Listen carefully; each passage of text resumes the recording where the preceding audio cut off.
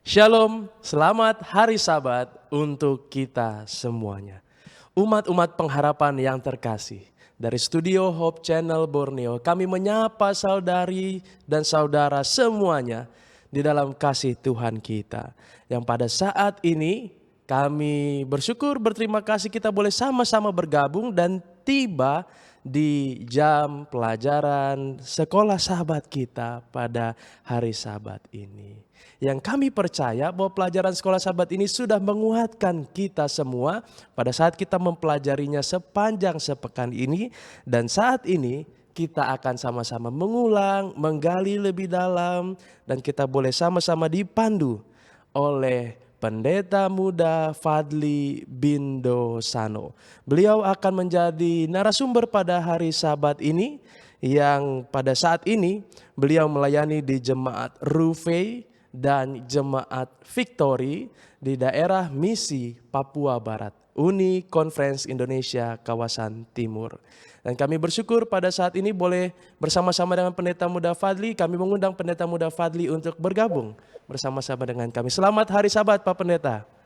Halo, selamat Sabat Pak Pendeta Jeremy. Amin, puji Tuhan.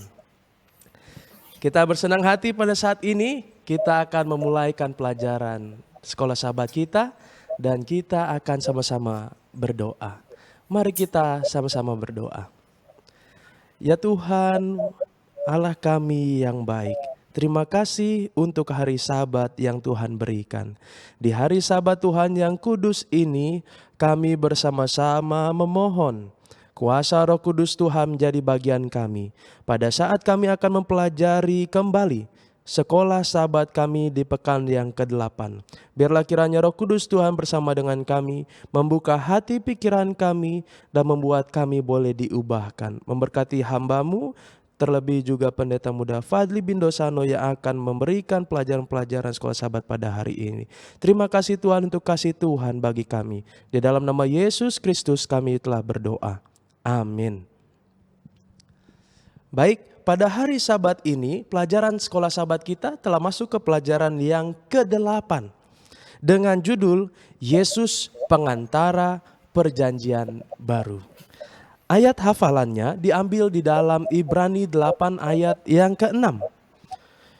Tetapi sekarang ia telah mendapat suatu pelayanan yang jauh lebih agung, karena ia menjadi pengantara dari perjanjian yang lebih mulia, yang didasarkan atas janji yang lebih tinggi. Sebagai pendahuluan pada saat hari ini, kita melihat bahwa ada satu perjanjian yang baru yang tentu sudah kita pernah dengar dan sudah pernah disinggung di pelajaran-pelajaran yang sebelumnya, di mana Yesus hadir berdiri di tengah-tengah jurang yang ada untuk menjembatani umat manusia dengan Tuhan dengan kehidupannya di atas dunia ini. Dengan kehidupannya sebagai manusia yang menjalani hidup yang sempurna, dan kematiannya, kebangkitannya, dan kenaikannya ke dalam kerajaan surga. Ini membuat satu perjanjian yang baru bisa terjadi dan terbuka untuk umat manusia. Baik, kita sekarang masuk dalam satu pertanyaan Pak Pendeta yang mungkin akan membuat kita mulai untuk mempelajari kita pada saat ini. Yang pertama, mengapa perjanjian baru itu dibutuhkan Pak Pendeta? Apa yang menjadi alasannya kira-kira? Kami persilakan Pak Pendeta. Baik, terima kasih Pendeta Jeremy. Pertanyaan ini selalu muncul ketika kita berbicara tentang perjanjian, bukan begitu? Iya. Kenapa kita membutuhkan perjanjian yang baru? Kenapa kita membutuhkan hal yang baru? Kalau berdasarkan kita main bahasa aja ya, kita main bahasa. Kalau kita bicara tentang kita membutuhkan sesuatu yang baru, artinya yang lama yang kita miliki sudah usang. Ya, Tetapi betul. beda cerita ketika kita bicara tentang perjanjian baru. Saudara-saudara, ketika kita berbicara tentang pelajaran sekolah sahabat kita minggu ini, kita buka di pelajaran hari Minggu dan hari Senin, di sana dituliskan, diberi judul perlunya perjanjian baru, baru dan diperbaharui. Ini hal yang luar biasa. Kenapa? Kita kembali ke pertanyaan, kenapa perjanjian baru ini penting? Saudara-saudara, kalau kita mau menggunakan bahasa yang sederhana, kita akan mengatakan bahwa kenapa kita akan menjawab bahwa kenapa kita membutuhkan perjanjian yang baru? Karena perjanjian yang lama. Karena perjanjian yang lama. Saudara ingat, karena perjanjian yang lama tidak membawa kita kepada keselamatan. Kenapa demikian? Pak Pendeta, bukankah perjanjian yang lama, bukankah hukum Taurat itu menolong kita untuk membawa kita kepada keselamatan? Saudara-saudara, fokus kepada statement saya berikut ini. Ketika kita hanya mengandalkan perjanjian lama, maka kita hanya mengandalkan perbuatan kita. Kita hanya mengandalkan apa yang kita mampu untuk lakukan. Walaupun saudara mampu mengikuti 10 hukum Taurat dan berbagai peraturan yang ada di kitab Kejadian, Keluaran, Imamat, Bilangan, Ulangan, sekalipun saudara mampu mengikuti semua peraturan yang ada di sana, saudara belum pasti mendapatkan keselamatan. Karena itu saudara hanya menurut. Nanti kita akan pelajari selanjutnya. Tapi ketika kita berbicara antara perjanjian baru dan perjanjian lama, kenapa kita butuh perjanjian baru? Karena perjanjian yang lama hanya mengarahkan kita kepada perjanjian yang baru. Perjanjian yang lama tidak membawa keselamatan, tapi perjanjian yang baru menjamin keselamatan bagi saudara. Amin. Kita dikuatkan bahwa kita butuh perjanjian yang baru ya Pak Pendeta ya. Di pelajaran sekolah sahabat disampaikan juga ada sedikit disampaikan bahwa perjanjian yang lama itu tidak dapat memberi kesempurnaan. Kira-kira kesempurnaan apa yang dimaksud Pak Pendeta? Kalau memang tidak bisa membawakan kesempurnaan. Terima kasih. Baik, ketika kita bicara seperti ini ya, Pendeta Jeremy sementara mau mencari, maafkan saya kalau saya menggunakan kalimat handphone. Pendeta Jeremy mau mencari handphone yang baru. Namun Pendeta Jeremy ditawarkan dulu handphone second, ya kan? Handphone second yang harganya lebih murah, yang bisa terjangkau. Apakah Pendeta Jeremy akan memilih handphone yang baru atau handphone yang second? Kalau saya senang yang baru sepertinya Pendeta. Iya, yang baru. Nah, begini, saudara-saudara. Kenapa perjanjian yang lama tidak membawa kepada kesempurnaan? Karena perjanjian yang lama itu korbannya bukan korban yang sempurna. Sederhana, saudara. Karena perjanjian yang lama, dia membutuhkan korban, tapi korbannya tidak sempurna. Bahkan maafkan saya kalau statement saya ini sedikit keras atau menyinggung para pemirsa, para penonton umat-umat Tuhan yang ada di rumah, bahwa ketika kita bicara perjanjian yang lama, kita akan berbicara tentang bagaimana seseorang yang bahkan tidak sempurna menjadi perantara antara kita manusia dengan Bapa yang sempurna, Bapa yang kudus. Makanya perjanjian lama itu tidak membawa kepada kesempurnaan. Silakan Baik. Pendeta. Terima kasih Pak Pendeta. Jadi itulah mengapa kita perlu perjanjian yang baru. Karena semua itu didasarkan kepada sesuatu yang dapat binasa ya Pak Pendeta ya. Sedangkan kita butuh keselamatan yang sejati. Membuat kita dari binasa menjadi selamat. Dan saat ini Pak Pendeta kira-kira ya. Ya, silakan Pak Pendeta dulu. Terima kasih Pendeta. Apa di pelajaran sekolah sahabat kita tadi Pendeta menyinggung tentang hal yang baru dan diperbarui. Apa maksudnya ini kira-kira Pak Pendeta? Hal yang baru dan diperbarui. Saudara-saudara, para pemirsa, teman-teman yang ada di studio atau yang ada di rumah yang sementara mengikuti tayangan ini. Ketika kita bicara tentang baru dan diperbarui, pelajaran hari Senin. Kita berbicara tentang baru diperbarui. Apa yang kira-kira diperbarui? Apa yang kira-kira hal baru yang muncul di perjanjian yang baru? Saudara-saudara, umat-umat Tuhan, di mana saja Anda berada, saya boleh yakinkan bahwa ketika kita belajar pelajaran hari Senin tentang baru dan diperbarui, kita akan mendapat satu tanda tanya besar. Kenapa? Kita akan bertanya, apakah perjanjian yang lama itu tidaklah benar? Apakah Contoh yang diberikan Tuhan di perjanjian lama kepada bangsa Israel itu tidak membawa kepada keselamatan. Saya sudah singgung tadi. Dia tidak membawa keselamatan karena itu tidak sempurna. Kenapa kita harus apa yang dimaksud dengan baru dan diperbarui? Kalau saudara-saudara, teman-teman, umat-umat Tuhan yang ada di rumah bisa buka di Ibrani pasal 10 ayat 8 sampai 12, Ulangan 6 ayat 4 sampai 6, Ulangan 30 ayat 11 sampai 14, dan Yeremia 31 ayat 31 sampai 34. Di sana ada hal baru. Allah mau menaruh hukumnya di dalam hati kita. Saudara perlu fokus. Hati yang dimaksudkan di dalam ayat-ayat yang tadi saya sebutkan itu bukan hati yang kita pakai untuk menyaring racun, saudara. Tidak. Tapi kesadaran kita. Kalau saya mau gunakan bahasa sekarang, pemikiran kita. Allah mau menaruh hukumnya di pikiran kita, di, di lubuk hati kita, di dalam di bawah alam kesadaran kita, supaya apa saja yang kita lakukan, tindakan apa saja yang kita buat, pilihan apa saja yang kita buat, akan kita buat berdasarkan hukum Tuhan, berdasarkan kalau saya mau bilang tuntunan kuasa Roh Kudus. Kita akan singgung itu lebih lanjut. Terima kasih Pendeta. Berarti itu hukum yang sama ya Pendeta ya, yang sekarang diperbaharui. Sekarang ada di hati dan pikiran kita seperti yang Pak Pendeta sampaikan. Kalau dulu kan hanya tertulis, ya kan? Iya. Ya tertulis, lalu ketika orang mau keluar dari pintu rumah, mereka akan melihat itu hukum-hukum yang dipahatkan di pintu rumah mereka. Ulangan 6 ayat 9 kalau nggak salah. Iya.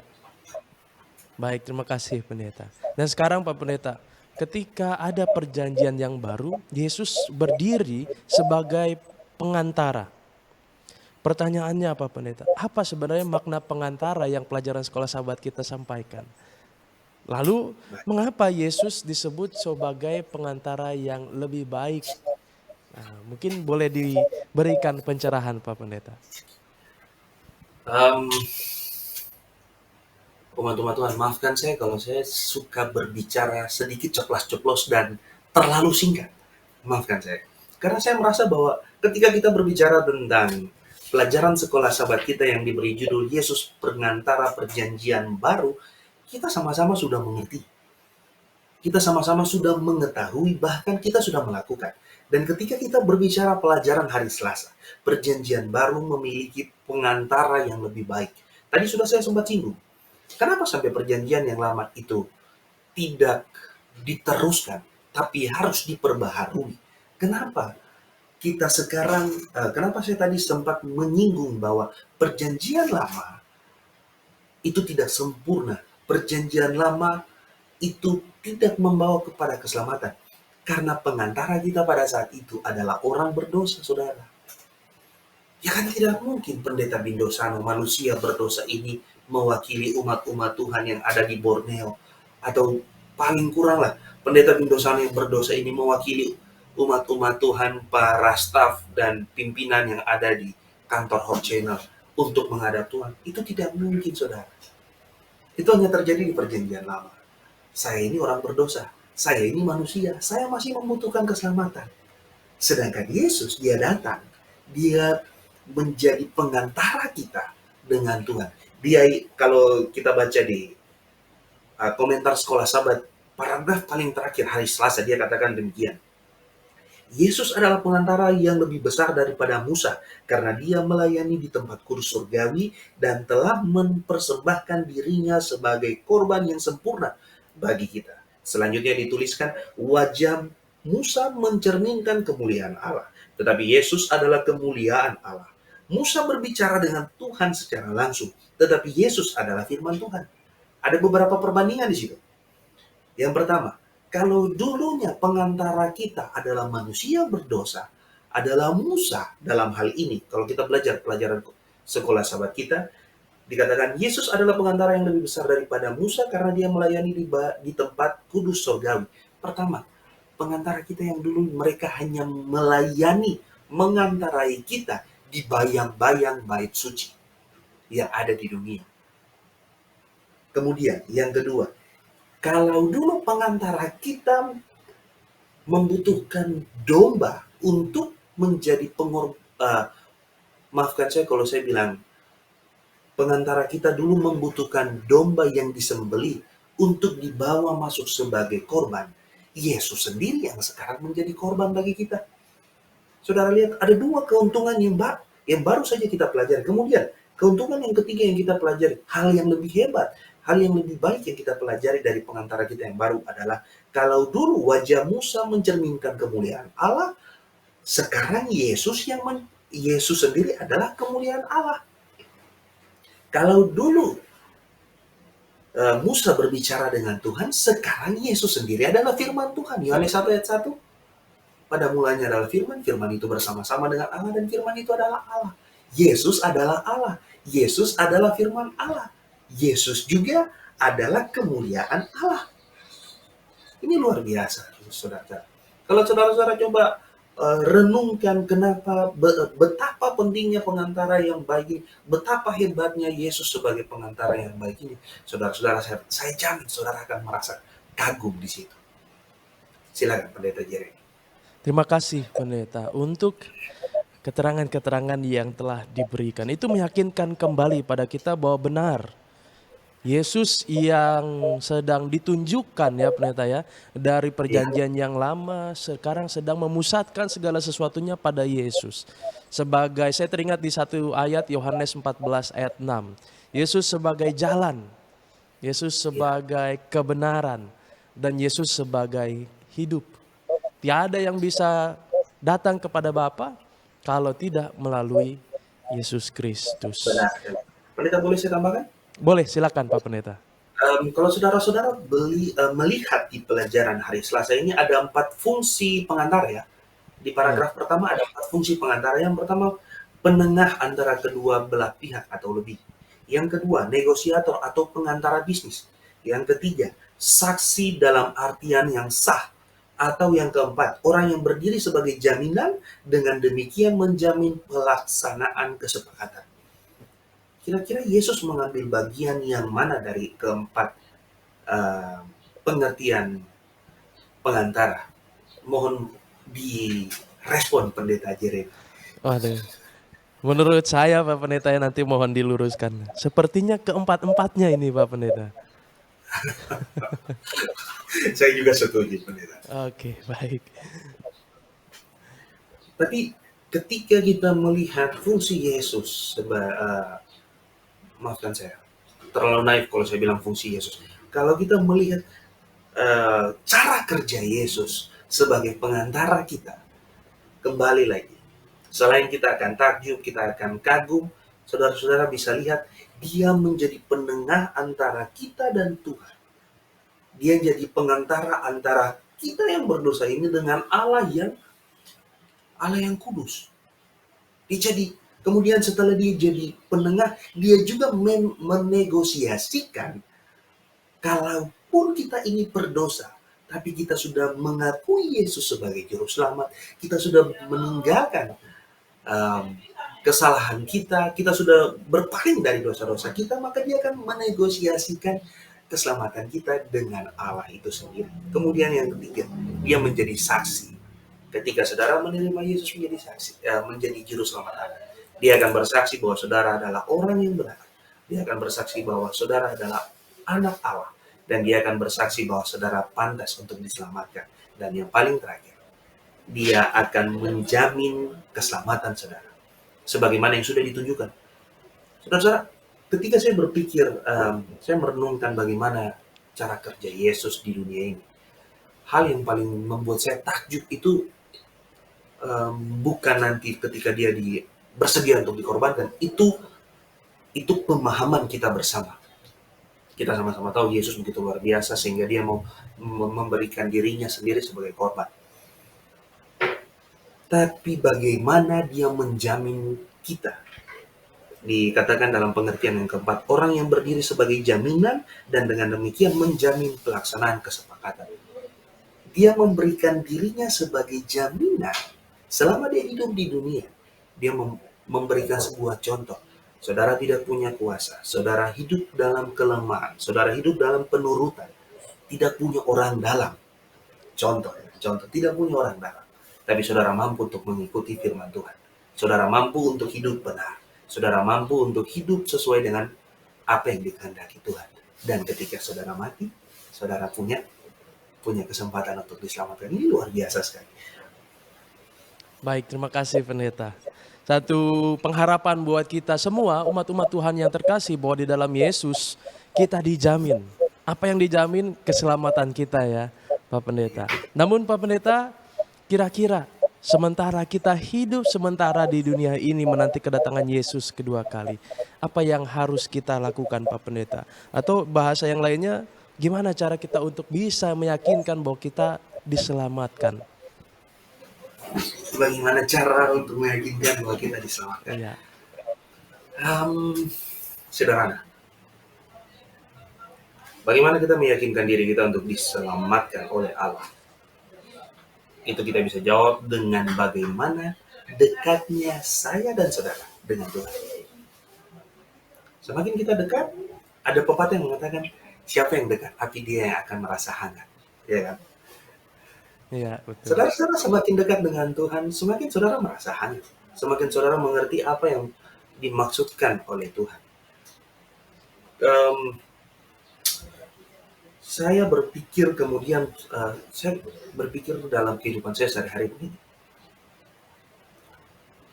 Kita tidak mempunyai alasan apapun, bukti apapun, selain firman Tuhan dan juga tulisan-tulisan roh nubuat yang tentunya yang menguatkan kita.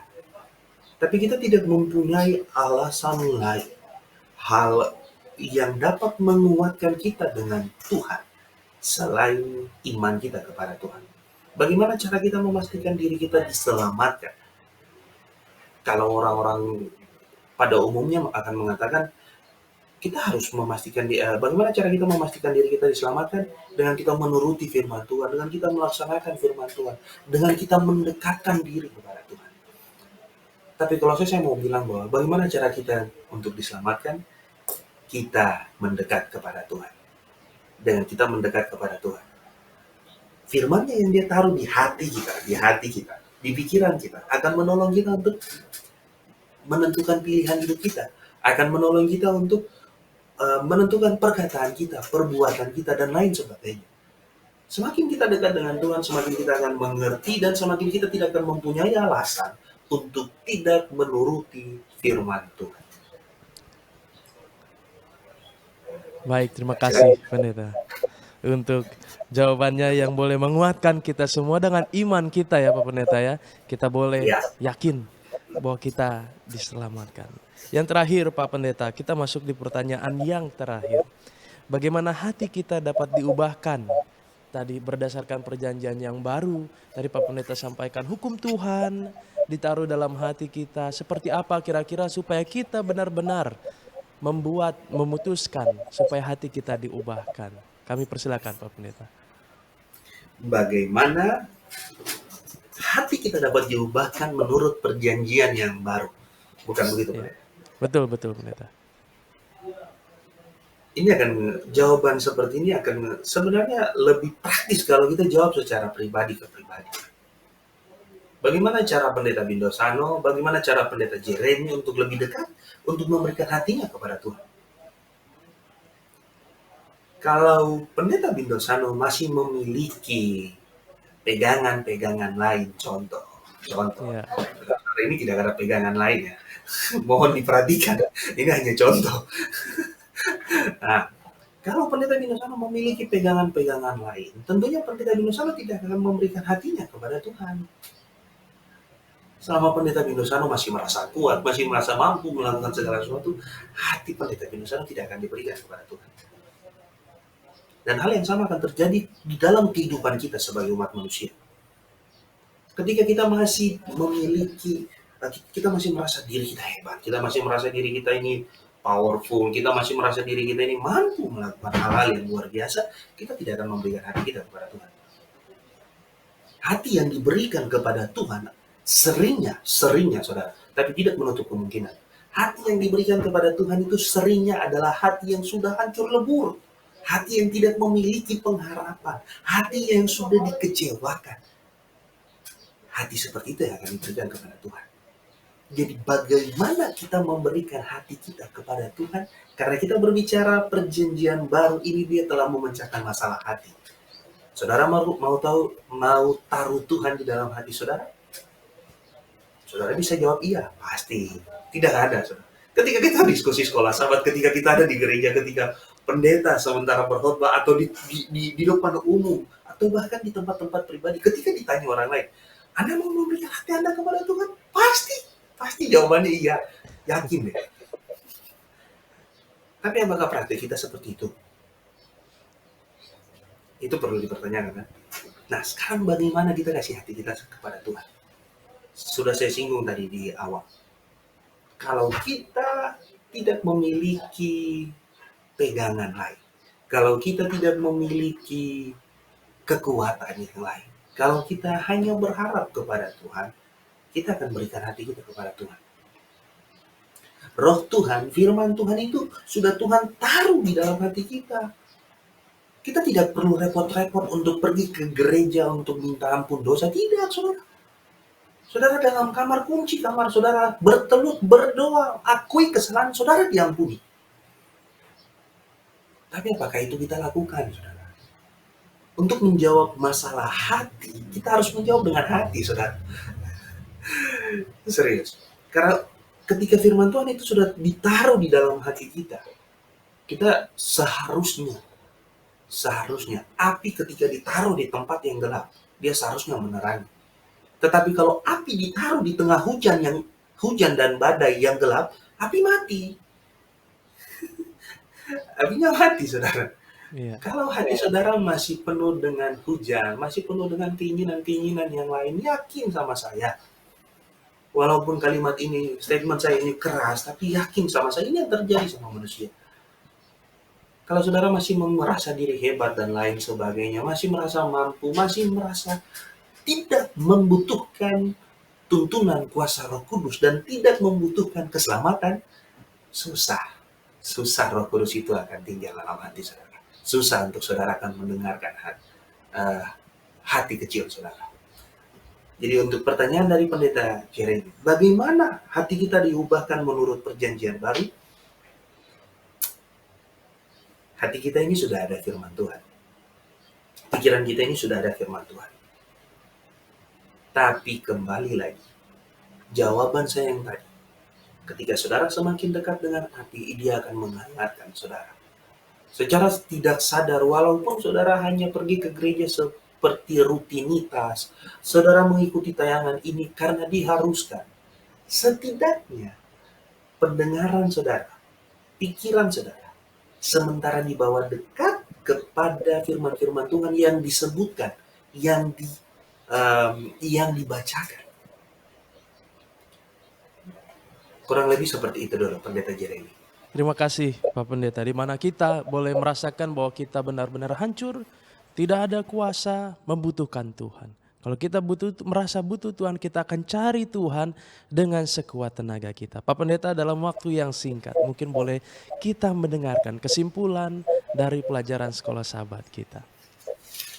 Kesimpulan dari sekolah sahabat kita, saya kurang nyaman dengan kata kesimpulan pendeta, maafkan saya. Saya cuma mau pakai closing statement. Silakan pendeta. Iya. Ketika kita belajar tentang Yesus pengantara perjanjian baru, kita tahu banyak hal. Kita tahu dia sudah berkorban untuk kita. Kita tahu dia sudah menggantikan domba sebagai korban bagi kita. Kita juga sudah tahu banyak hal. Pengetahuan kita tentang Alkitab, orang Advent punya pengetahuan tentang Alkitab, jangan ditanya, saudara. Kenapa kita perlu perjanjian baru? Kalau ditanya, pasti kita bisa jawab. Saya suka mengutip perkataan teman saya, seorang pendeta muda yang melayani di daerah daerah Conference Jawa kawasan tengah. Kita sudah belajar banyak, kita sudah mengetahui banyak, tapi jangan sampai kita cuma nato, no action, talk only. Yesus sudah mati untuk kita, Yesus sudah mengorbankan dirinya untuk kita. Dia sudah menjadi pengantara yang jauh lebih baik dibandingkan dengan Musa, dengan imam-imam keturunan Harun. Dia sudah menjadi domba yang suci, yang mau berkorban untuk kita. Dia sudah ada di bait suci surga. Dia sudah mau menjadi pengantara kita, pembela kita, dan juga negosiator kita dengan Tuhan untuk dosa-dosa kita. Maukah saudara untuk diselamatkan? Maukah saudara mendengar teguran hati saudara? Ada di dalam hati kita semua. Ada di dalam hati kita teguran, panggilan untuk datang kepada Tuhan. Tapi saudara mau dengar atau tidak, itu tergantung keputusan saudara hari ini. Itu tergantung keputusan saudara saat ini. Bahwa saudara mau mengikuti Tuhan atau tidak. Kalau saudara mau mengikuti Tuhan, dengarkan teguran atau panggilan hati yang benar. Jangan dengarkan panggilan hati yang tidak benar. Tuhan berkati kita semua. Silakan pendeta. Amin. Terpujilah nama Tuhan untuk pelajaran sekolah Sabat yang telah kita dengarkan bersama. Biarlah kita boleh dikuatkan dan nama Tuhan boleh ditinggikan. Kita akan tutup diskusi pelajaran sekolah Sabat kita. Kami persilakan Pendeta Muda Fadli bin Dosano untuk pimpin doa. Kita tunduk kepala dan kita berdoa. Ya Allah kekal yang kami puji dan kami selalu muliakan. Di pagi Sabat yang kudus ini kami belajar bahwa Yesus sudah menjadi pengantara kami di bait suci surga. Yesus sudah mau menyelamatkan kami, menjadi negosiator bagi kami. Dia mau memberikan firman-Nya di dalam hati dan pikiran kami. Ya Bapa, kami membutuhkan kuasa Roh Kudus agar firman Tuhan yang kami telah diskusikan ini tidak berlalu begitu saja dari pendengaran kami, tapi menolong kami dalam mengubahkan kehidupan kami. Kami sadar bahwa kehidupan kami sekarang ini penuh dengan kasih karunia surga. Dan biarlah kami boleh mengaplikasikan kasih karunia surga itu dalam kehidupan kami. Jadikan kami umat-umat Tuhan yang memiliki kerinduan untuk menghidupkan firman Tuhan. Dan dengan demikian, kami boleh pergi keluar, kami boleh pergi untuk memuridkan orang-orang di luar sana. Allah berkati kami, Allah sertai ibadah kami selanjutnya. Di dalam nama Yesus kami berdoa. Amin. Amin. Terima kasih Pak Pendeta untuk kesediaannya boleh melayani kita bersama di Hope Channel Borneo. Salam hangat kami dari tanah Borneo ini kepada umat-umat Tuhan yang terkasih di daerah Misi, Papua Barat. Kiranya, baik, terima kasih Pak Pendeta. Terpujilah nama Tuhan, demikianlah pelajaran sekolah Sabat kita. Biarlah kita boleh diberkati dan kita melanjutkan peribadatan kita dalam roh dan kebenaran. Tuhan Yesus memberkati. Selamat Sabat.